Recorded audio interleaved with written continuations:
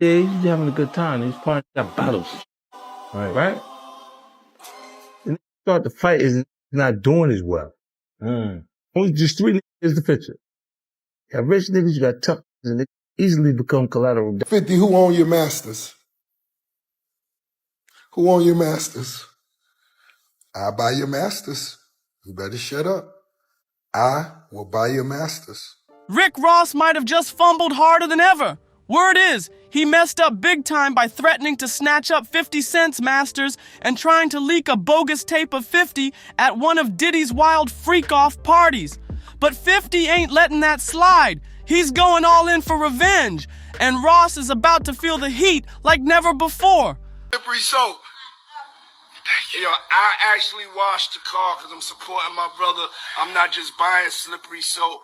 I'm actually using it myself. So, yo, just stay tuned to see Diddy and Rose wash the car. Brother, Ricky Rose, you a hustler, motherfucker, man. Woo! I know you for a long time for helping me with Ciroc, to just, like, watching your whole get down. You a hustler, motherfucker. Allegedly, Ross cooked up a whole scheme to push a fake video that links 50 to Diddy in some messy, questionable situation. But here's the kicker. That tape is straight up AI-generated nonsense, and 50 knows it. He ain't just brushing it off, he's getting locked in and ready to blast back with serious firepower. Sources close to 50 say he's not playing. He's coming with receipts, and it's about to get ugly. And guess what? Word is, Ross got a special feature in 50's upcoming Diddy documentary. This ain't no regular doc either.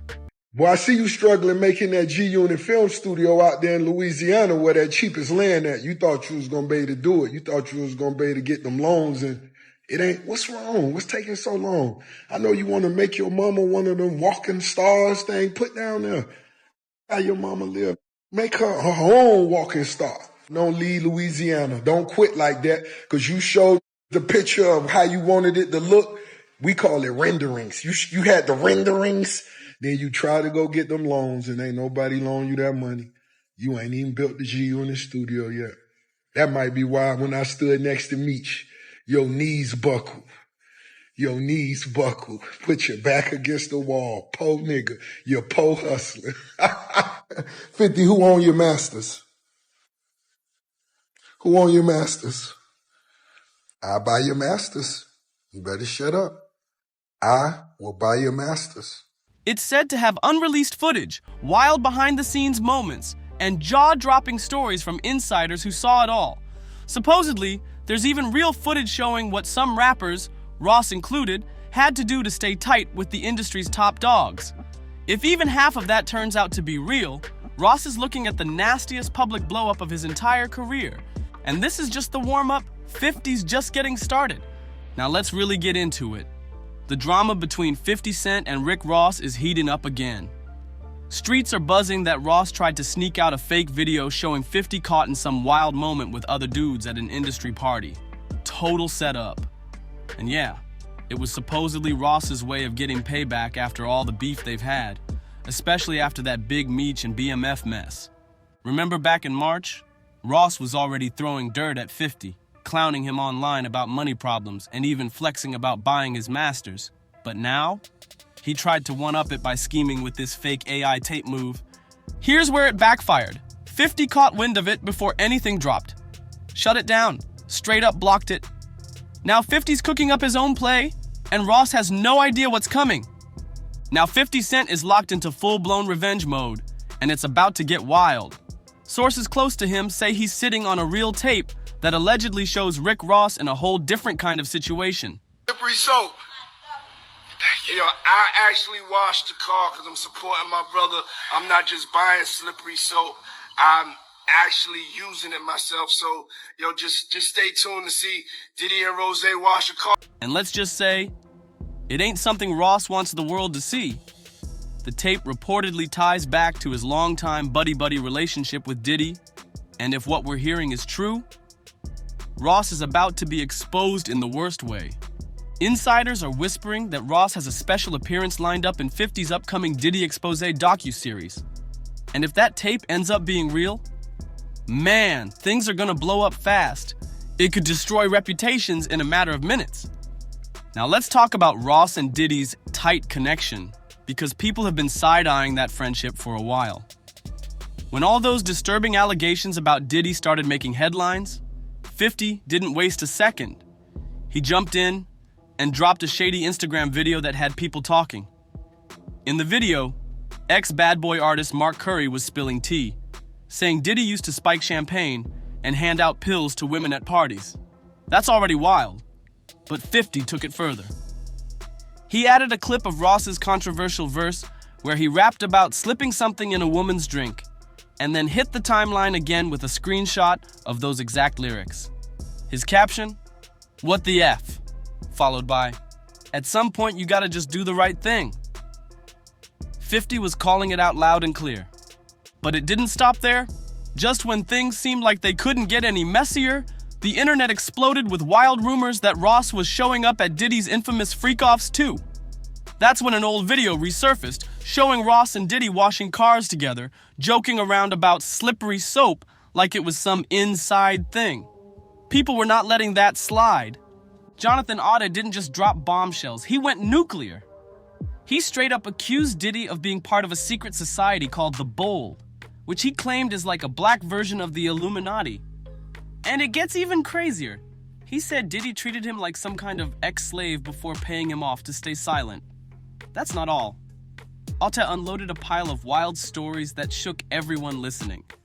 Here's the twist. Otta wasn't even being questioned about music stuff. He was actually getting grilled about the Trump Doral hotel shooting that went down back in May 2018. But while cops were digging into that case, Otta started throwing Diddy's name into the mix. And that's when things spiraled into a whole different level of madness. According to the Daily Mail, before that shooting, Otta had worked as an exotic dancer and adult film performer for a wild site called Dancing Bear. That site's infamous for showing women getting wild with dudes in massive bear costumes. Yeah, you read that right. Now pause and think about this. Cassie, in her lawsuit, said Diddy forced her into those so-called freak-offs with male staff and even made folks wear masks during the acts. Suddenly, that bear costume stuff doesn't sound so random anymore. Back to Ott's interrogation tape. Some of the stuff he said sounds way out there, but people online are starting to piece it all together. Why? Because he made these claims about Diddy 5 years before Cassie ever filed her lawsuit. That got folks seriously rethinking everything. Here's what Ott claimed, straight up. First, he said Diddy sent Rick Ross to silence him. Then he dropped a wild accusation, claiming that Diddy, Ross, and DJ Khaled are secretly involved with each other, like romantically. That alone had the internet spinning. But Otta wasn't finished. And Ross, which they good buddies, okay? They're gay. Who? Both. Diddy and Ross. And Khaled. They're all gay, okay? DJ Khaled, Rick Ross, and P. Diddy? Yeah. They all gay? Yeah. Gotcha. All right. He was around all heterosexual. Don't nobody say that. Nigga, we know what it is. Y'all motherfuckers mad at me. Let me tell you something. If Rick Ross watching this, let me tell you something. Stop hiring drivers. Drivers always tell on you. I know what happened at LAX with that boy. Oh. And that's my... He went all in, saying those freak-offs are actually secret rituals, and claimed they're part of some twisted Illuminati agenda. He even said those parties were used for mind control and, get this, real sacrifices. And then he named Bohemian Grove, the ultra-secretive hideaway, where powerful men allegedly gathered to do dark, hidden rituals and other creepy things behind locked gates. According to Ott, these events aren't just rumors, they're real, and Diddy's name was right in the mix. So when they asked Jonathan Otte how he knew all this dirt, he straight up said Diddy told him to his face. Yeah, Otte claimed Diddy personally revealed it all, including his role in a secret society called the Bold, which he described as the Black Illuminati. According to Otte, Diddy got deep political ties too, thanks to his high-powered legal team. And that's not even the wildest part. Otta said he overheard plenty of Diddy's combos with his business partners before and after those so-called freak-off sessions, and he stuck firm to his story about Diddy treating him like a slave.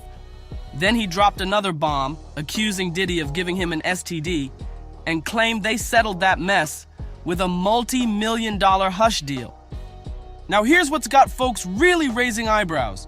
Jonathan was saying all this years before Cassie ever filed her lawsuit, and a bunch of his claims, they match what Cassie later accused Diddy of. That timing got people thinking, was he telling the truth the whole time? But get this, after Jonathan got charged in that 2018 shooting, he just vanished from the spotlight. The old articles say he was hit with charges, but there's zero info about whether he ever got sentenced or where he is now. It's like he disappeared into thin air.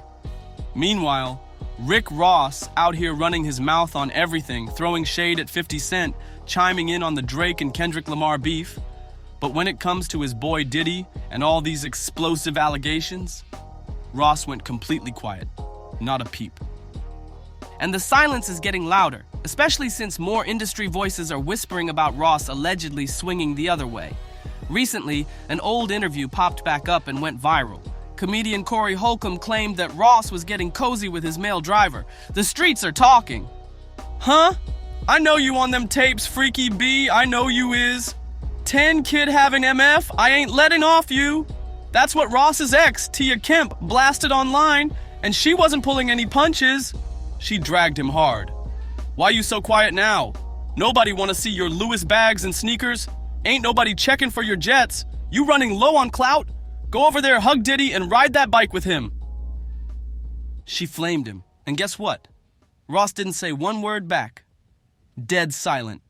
Just like every time someone brings up his ties to Diddy, Ross goes ghost. It's like that topic got him shook. But here's the problem. Ross messed up when he decided to poke the wrong bear. If the online talk is true, 50 Cent is about to go full savage and drop nuclear revenge on Ross. And this isn't just about now, this is payback for years of drama. Their beef? It goes way back to 2008. All of this kicked off at the BET Awards when Ross claimed he didn't like how 50 looked at him. Yeah, that's how it started. But 50 later said he didn't even know Ross was at the event. Wild, right? Then Ross turned up the heat by dropping a track called Mafia Music, throwing slick shade at 50. He even made a dirty comment about a fire at the house where 50's baby mama, Shaniqua Tompkins, was living, basically implying 50 had something to do with it. That lit a fire under 50 for real. And of course, 50 clapped back in full savage mode with the legendary diss track Officer Ricky, Go Ahead, Try Me. That's when he exposed the receipts. Yep, that now infamous photo of Ross in a corrections officer uniform. The streets went nuts. Ross tried to deny it at first, like it was fake or photoshopped. But once 50 dropped the Officer Ricky diss, the truth was out there, and Ross couldn't dodge it anymore. He eventually had to admit it was real. Even after that, Ross stood firm, saying working as a CEO didn't mess with his street rep or change who he is as an artist. But 50, he's never let him live that down, not for 1 second. He's been roasting him for it ever since. And now with these new allegations and a rumored documentary on the way, 50 might finally finish what he started. When I rap, it's real, Ross said. The dope is real. The gun talk is official.